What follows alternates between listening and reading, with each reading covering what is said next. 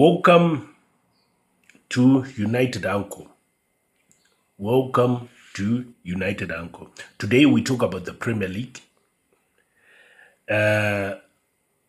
Difficult results which are happening. All the big teams are not finding it easy.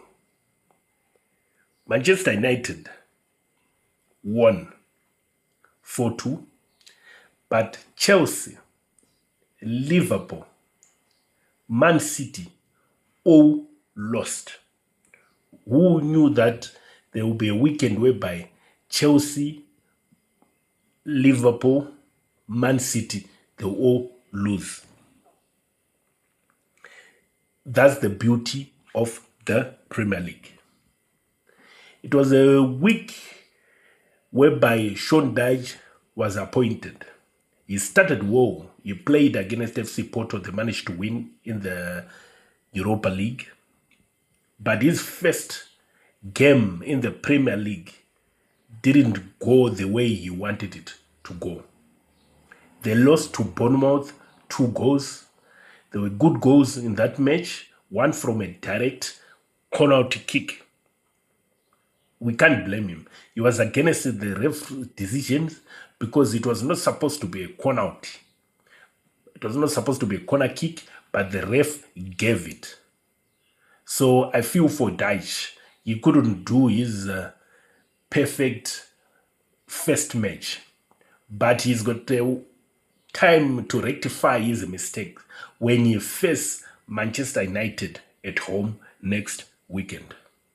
There's also Victor Pereira, the Wolves coach. He was fined 15,000 for the chaos which he caused in the game against Brighton.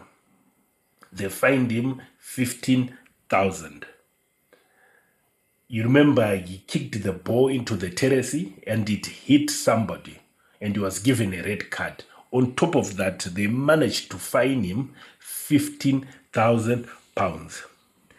The Chelsea game, Canacho, after a week of people abusing him on social media and things like that, you remember he didn't live well at Manchester United. So it was a game where he managed to score his first goal. But still he was substituted.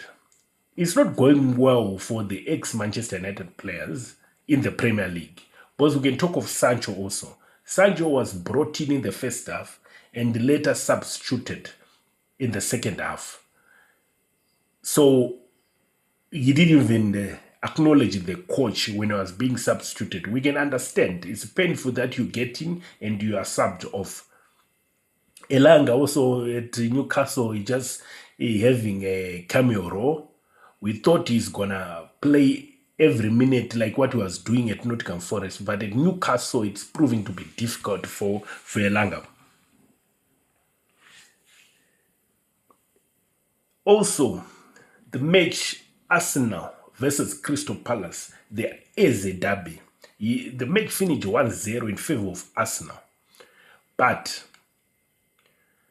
it was the man himself, the man who was a Crystal Palace Eze, who scored that match. He scored in that match. He couldn't even celebrate because you remember you are playing against the team which brought you to fame. I could understand why he couldn't celebrate. The match for Liverpool, we saw the injury to the referee, Simon Hooper. There was a delay in the second half, and they later replaced him with Tim Robertson. They replaced Simon Hooper with Tim Robinson. Hopefully that injury is not a big injury which we can complain. Wish him the best. Maybe it was just a minor knock. It was a match where also there were controversies in the referee's decision. We can talk about also the penalty which was given. According to Van Dijk, it's only the leg which was on the line, but the body was out. To me, that's a dodgy decision, but it's according to the law. If any part of the body is on the line, it means it's in the 18 area. The whole body was out, but the leg was on the line. It's difficult to stomach that one, but that's the rules. We go to the game for Manchester United against Brighton. Ahmad was clearly fouled, but the ref let it go. There was many fouls. The ref was opting to let it go. But surprise, surprise, when Minte was on goal, Dogu tripped him by mistake, but the ref gave a free kick. Even the distance of the free kick from where he was tripped and where he took the free kick, it was different places. Danny Welbeck managed to score that free kick. Some people are blaming the new keeper, Sonny Lamens, but for Manchester United faithfuls, we accept that as a goalkeeper, you are going to concede whether you like it or not. But what's important is how many are you saving? How many points are you saving the team? Because there's a save, a fingertip save he did. We saw those type of it to be like a cross and is going towards goal. We saw many of those big scored against Onana in the previous seasons. But for Sonny Lamens to manage to tip that one out, I will credit him. I will say kudos to the young goalkeeper. We saw Gary Neville inducted into the Premier League Hall of Fame. Congratulations to the former Manchester United defender and captain. The Premier League is tricky. Who knew that after 9 games, we would have Sunderland, would have Bournemouth in the top 4? It's a tricky Premier League.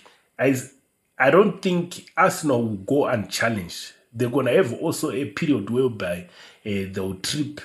You know, every team will have a bad patch. I don't think they'll go unnoticed. And it's a Premier League season whereby it's going to be of low points. And it's going until the end. Until the end. We won't know who's be in the top 4, who'll be in the top 6, who's going to be relegated, things like that. Because it's such a difficult season. I give credit to the rules of fair play and things like that. The financial fair play, it has managed to bring the small clubs to measure the gap, small clubs to the top clubs. That's why you see now Premier League is now a challenging league. It's a very good league. I don't think there's any league which can come closer to the Premier League. I don't know, guys. You saw Slot also is being proved to be difficult. Now 4 matches, losing 4 matches in a row. Who knew that after winning the Premier League and investing a lot of money, having 2 players which you bought for more than 100 million, but still you struggle like this? It's also a difficult thing when you've got a lot of star players. There are those star players who are in the team, who believe they've got a right to play. Then you bring in these super expensive players. So it disturbs the harmony of the dressing room. That's how I think. But I know he's going to come back. He's going to bounce back. Newcastle, they're going to come back. Aston Villa winning 5 games in a row. But at the end, they will fall down. Tottenham, they're looking like a solid team. Chelsea, too many players. There will be confusion again. It's going to be a problem for Chelsea. Arsenal, they'll do well. Man City, it's always Man City. Man U, with less games to play, I believe also there will be a shout for top 5. So it's going to be an interesting season. Only the AFCON is going to affect teams like Manchester United, whereby your key players, they're going to go to the African Cup of Nations.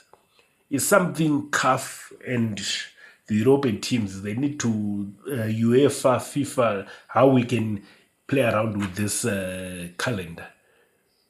This is a United Uncle. If you like the Premier League videos like this, just drop a comment. Even if you don't agree with what I'm saying, you're allowed to just drop a comment. This is United Uncle. I thank you.